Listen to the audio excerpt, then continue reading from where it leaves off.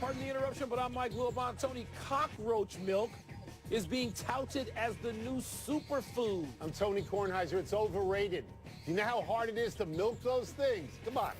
Let me just tell you this. Yeah. If somebody came to me and the menu had cockroach milk on it, I would just get up and leave. I would get up and walk out. You wouldn't take a shot at just one little taste of cockroach milk? Would you? No, I would not. Okay, all right. But you're younger than I. What?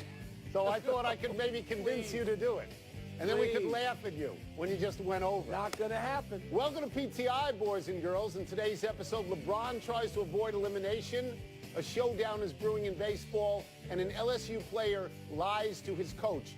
But we begin today with the news that Chris Paul will not play in Game 6 of the Houston Golden State series tomorrow because of his hamstring injury. Paul hurt the hamstring very late in Houston's 98-94 slop-fest victory over the Warriors last night. Houston certainly would not have won that game without Chris Paul, who was great in the second half. Wilbon, how does this change the series? It changes at 180 degrees, Tony. It sickens me. And I don't have a horse in this race. I have people I like and have known on both teams, from the front offices to the coaching ranks to the playing ranks. You know, Chris Paul's one of my favorite players ever in this league, one of my favorites. And I know what this has meant to him to try and be healthy. He's gone out of playoffs like this before. And I know what it's meant to him to get to the conference finals for the first time and then be on the verge, one win from the NBA finals, and upsetting, dethroning the champs. And to have this happen is just a killer. And, Tony, It changes the whole thing. I don't think... Wait. It's a killer. I understand you hold him out of Game 6. He's the best. No, he's not coming back, Tony. You don't He's not playing Game 7. Really? No. How do you know this? Let's be realistic, Tony. Listen. Tony, this changes everything. Chris Paul's the best player on that team. I know James Harden's going to be the MVP of the league. Chris Paul's the best player, the leader, the clutch player, the brains of the operation other than the coaching staff, to the point where Mike D'Antoni called him a head coach on the floor last night before Game 5. Tony, before Game 6, it's unthinkable. Are you reacting over emotionally? I mean, there's no word that he's out of Game 7.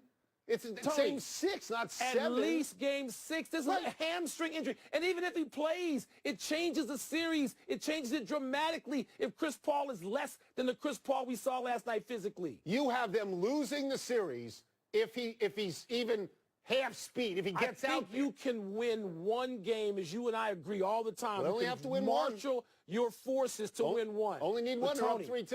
But can you win without your best player? They couldn't have won without him last night. I mean, I look at this series, and I look at it probably differently than you do. I'm truly disappointed in Golden State. Steve Kerr said something the other day. This is a direct quote. I feel great about where we are right now. That's last night. That's last night. Right. So, I mean, if Mike D'Antoni said this, I'd be sitting here saying he was insane. But because I like Steve Kerr so much, I mean, I'm not going as nuts on him. He can't like where he is, because in successive games, when it mattered, late in the fourth quarter, his team had nothing. They couldn't even get a final shot. They had the pass to Klay Thompson was the wrong pass in Game 4. They made a lot of wrong plays last night. They made unforced errors. Draymond Green fell down with the ball, was looking for his mouthpiece like we used to think happened to James Harden. I look at this. If you can't beat Houston when Paul and Harden shoot 11 for 40, when are you going to beat them, Mike? When are you going to beat them? Tony, how many people in the history of the league have more rings than Steve Kerr? He's got a lot of rings. You're talking about Phil Jackson. That's right. Okay, so you know what? You give Phil the benefit of the doubt. You give Riles the benefit of the doubt. Yes, I do. And I'm going to give Steve Kerr the benefit of the doubt. I'm doing Tony, I sat there watching him from 4 feet away as he was saying it. And my first thought was, seriously, this is how demented I am. I'm thinking, wait till Kornheiser hears this. He's going to have a baby when he hears this. And you know what, Tony? He doesn't have to be effective with you. He's got to effectively convince his players they're still in a good position. Mike, I had them winning 6 with or without Chris Paul. But if you are convinced that Paul doesn't play 7. I had them perhaps losing 6, but I hope Chris Paul can play, Tony. Is that realistic? Does that make sense? I'm not a doctor. Well, actually, I am. You tell me every week you're a doctor. I think he'll play 7. I do. Okay. You know what? I would love that. The Chris Paul news greatly saddens his close friend, LeBron James. But he has bigger worries tonight, like preventing his Cavaliers from being bounced by the Celtics in Cleveland. LeBron has never been eliminated at home in a preliminary round of the playoffs and averages 33.5 per game in all elimination games. Tony, do you see any chance whatsoever that LeBron will be KO'd tonight on his home floor in the land? So what I find instructive about the question is that it focuses on LeBron. And it focuses on LeBron because he is bearing the weight of the entire team almost literally on his back because he doesn't have any players with him. He's doing all of this himself. So at home he does. At home he has players. Well, yes, but they've been so bad on the road that you wonder what's happening. J.R. Smith and Tristan Thompson have contributed absolutely nothing. So it's on LeBron to not only score a lot of points, but spoon-feed assists to the rest of these people. In answer to the question, it is very hard for me to see LeBron not winning this game. How about you? In answer to the question, there's no chance. There's no chance. There's no chance LeBron is losing at home tonight. That's what I think. No chance. Other than, I don't even want to speak it, injury. You want to speak it into existence, as a friend of mine said. But what can he do in Boston, going back to Boston for 7? What does he do? How does he win? How does he make that happen? Tony, what's a little bit disturbing is with Cleveland in their fourth quarters against both the Pacers and the Celtics, they just seem to run out of energy. Even LeBron, right. Yes. And he's supposed to be tired. We think he's superhuman. He's not superhuman. He's, sort of toward that direction. But LeBron needs some help. He also probably needs to not wave the coaches off when they say, hey, Bron, why don't you give me 3 minutes right now and the end of the quarter and the timeout? You get some energy back. But that's not what LeBron does. I don't know. Waves them off. I don't know which I find more amazing, that LeBron with this particular cast has gotten this far, right, or that Boston without Kyrie Irving has gotten this far. If Kyrie Irving played on either team, the series is over. If Isaiah Thomas played on either team without Kyrie Irving, this series is over at this point. I'm betting that it goes 7, and then even though I can't logically tell you why LeBron will win in Boston, I actually think he will. Tell me this, but you do think that both series, and this will be the first time it has happened, I think, in both decades, go 7. I think both go 7. I do. I think both go 7. Don't you? I do now, Tony. I wasn't so sure about that last night. Oh, no, you had Cleveland winning in 6 last week. You had Cleveland winning 4 in a row. No, I said I'm not going to change my pick. But you said you thought they'd win 4 in a row after they won the first 2. I thought they could win 4 in a row. I thought they could, but they can't. You're right, they can't win in Boston. We need to go back to Cleveland for the strangest kind of beef that will play out Sunday between the Indians and Astros and their starting pitchers. Trevor Bauer and Garrett Cole developed a deep dislike for each other while teammates at UCLA, and it apparently lives on. Bauer told The Athletic and MLB.com, quote, "We had a rocky relationship in college because he told me I had no future in baseball," close quote. A Houston player said of Bauer, quote, "It's just killing him to see Cole having such a great year," close quote. Tony, considering American League pitchers don't hit and won't face each other, would you actually still watch this? See, I'd like to know more about the nature of this beef. I'd like to know if they've ever physically fought. That must have been a great UCLA team, by the way. Have they ever physically fought each other? In situations like this, if you find out who the real villain is, my tendency is to try to have sympathy for the villain, like somebody like Patrick Reed. Try to find something in Patrick Reed. Oh, you mean like Tanya Harding? Tanya Harding. And as you know, I love Rick Barry, and for a while I was the one, right? I was the one, and I still do. I still do. So I don't know exactly how this thing works. I'd rather see it in the National League where they could hit each other. Yeah. I mean, if it was Kershaw and Scherzer, then you couldn't get me away from the set. Are they just going to hit other guys? Is that what they're going to do? I don't get it. I don't know that happens quite as much. I guess it does happen in the American League, too. I'd like to see part of it. It would sustain my interest for a little bit. Yeah. And if somebody was throwing a one-hitter through 6 or 7, I might stay with it. But, they don't directly. There's like, an offensive guy on an NFL team beefing with a defensive guy. That's good. Sorry, another offensive guy. They're not on the field at the same time. These guys, no, that's Tony, why you like Josh Norman and Odell Beckham Jr. Yes, because they got to go mano a mano. They got to go at it. But, Tony, this is not that rare. I mean, I'm thinking about our friend Charles Barkley. He and Chuck Person, if I have this right, I got to ask Chuck. Didn't they not get along while they were at Auburn? Don't you see this all the time in college? I have no idea. You can only have one BMOC, right? The entire Houston pitching staff hates Bauer. because of the whole the pine tar. Oh, the whole, the pine tar thing, yeah.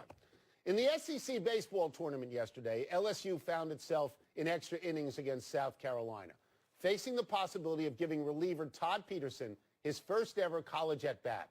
Peterson told his coach, quote, "I hit nukes in high school," unquote. So the coach, Paul Maneri, allowed Peterson to bat. Peterson responded with a 2-run double.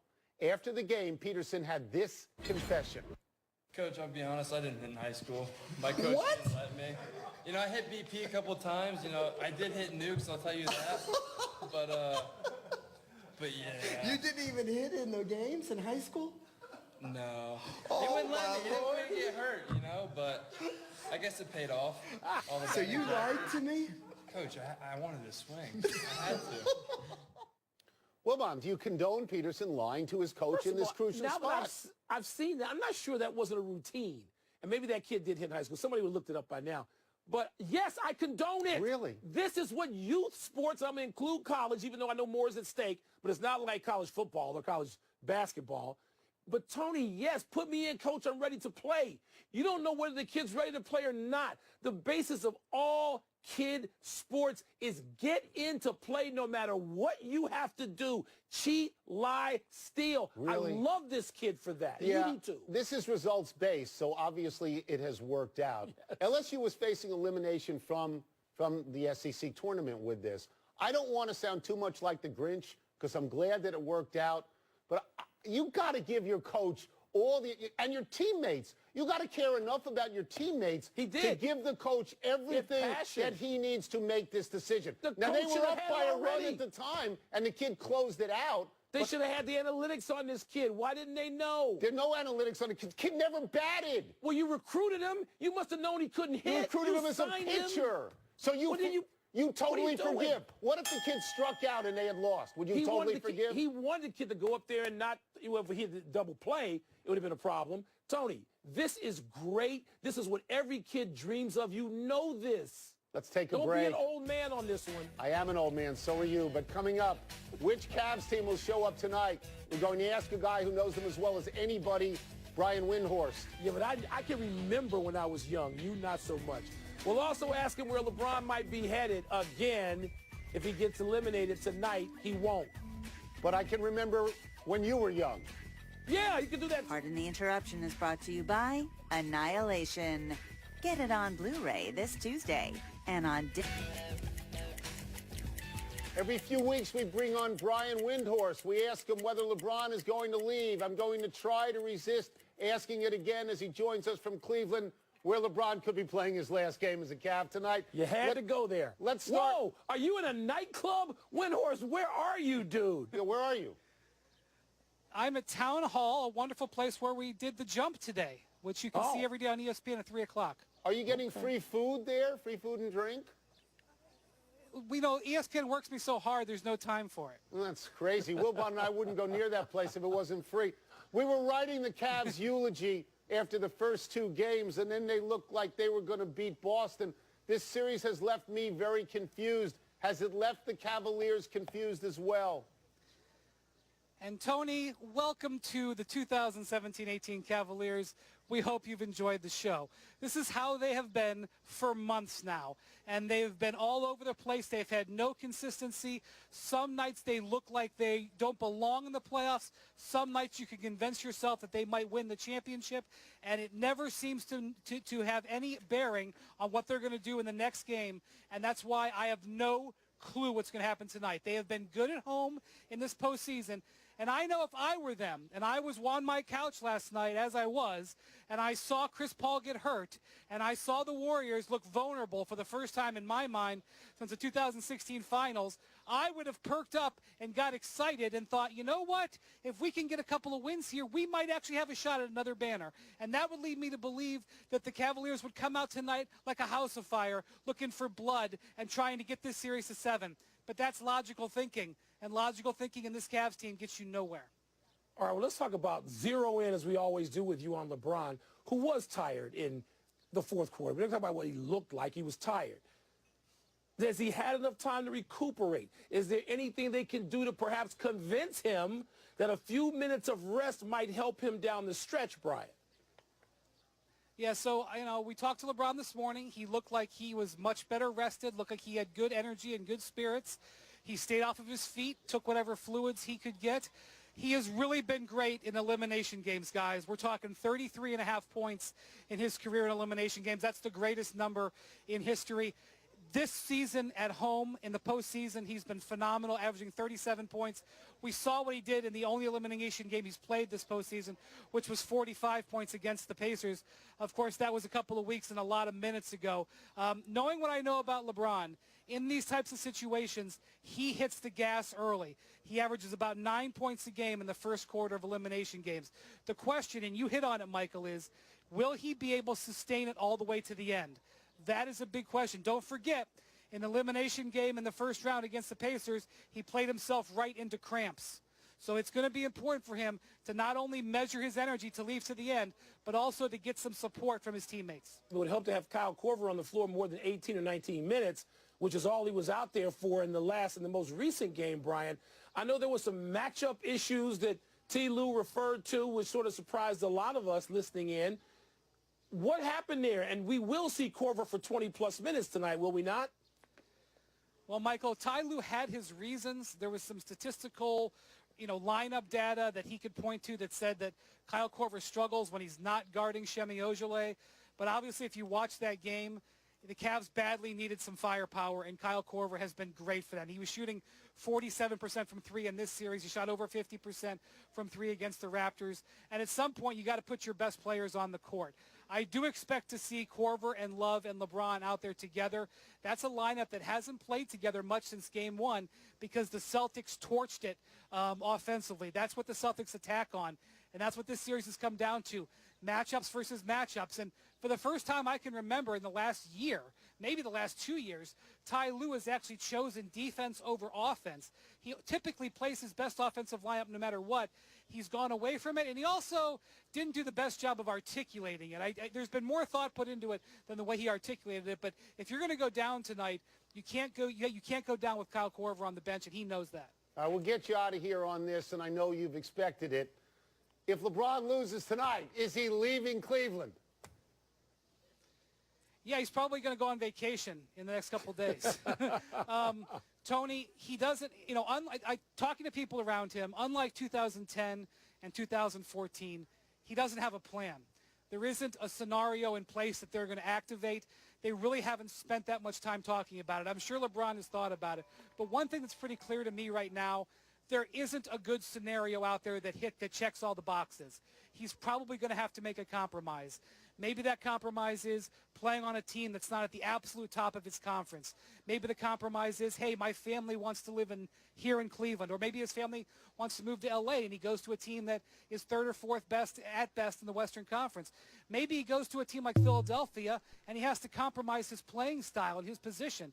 There isn't a situation out there right now that really is comfortable for him. And so that's why this is going to be complex. And that's why if I were him and knowing him, I think he's going to let things play out. He's going to let the draft play out. He may let the first few days of free agency play out to see what other chances may develop in the league so he can find a situation, even if it's here in Cleveland, that's as comfortable as possible. Thank you so much, Brian. Go get something to eat. Appreciate it. Thanks, guys. Let's take one last break. Still to come, the Rays will start relievers for the next 3 games. Is this the new normal? God, one could hope it isn't. Tony and I are going to break down tomorrow's Champions League final. You can't wait for that, can you? Actually, I can wait. I was talking to the viewers. Yeah, I love when Windhorst is on. I do. I think he's... Happy time, people. Happy 79th birthday tomorrow to Brent Musburger. He's one of our favorite people. He's Uncle one Brent. of the greatest sports announcers of all time. He got ahead of the curve on gambling and opened up the Vegas Sports and Information Network, and he'll probably be the king of Las Vegas for the next 15 years. Tony, you think Brent will let me be an intern in Vegas to, learn that side of the new side of the business? It'd be great for you to learn about gambling. I'd love for that to happen. Happy anniversary, John Starks. On this day 25 years ago, Starks went around B.J. Armstrong, drove baseline, and threw down a big slam on Horace Grant and Michael Jordan. Wilbon, you're always making us show Jordan dunks on the Knicks, so you're going to have to eat it on this one, though I know Starks never won a championship. I'm not going there because I like John Starks a lot. Tony, John Starks, good golfer. I'm betting he must be low single-digit handicap. Wow. Yeah. Hammock trails Henley Ramirez, the Red Sox veteran first baseman and DH, who's batting 163 in May, designated for assignment today with the return of Dustin Pedroia. Boston would welcome a trade for Ramirez, but the probability is they're going to have to absorb the $15 million due Ramirez for the rest of this season. This may be an attempt, Mike, to get rid of the $22 million they could owe in 2019. I'm not a math major, Tony, but I know $15 million is less than $37 Significantly less. Quick to the big finish. Let's the do it. Rays will start relievers in all 3 games against the Orioles this weekend. You excited? Another baseball trend I hate, forced by the numbers geeks. Kristaps Porzingis tweeted that he was excited after speaking with his new head coach, David Fizdale. Significant? No, but a very good sign early on.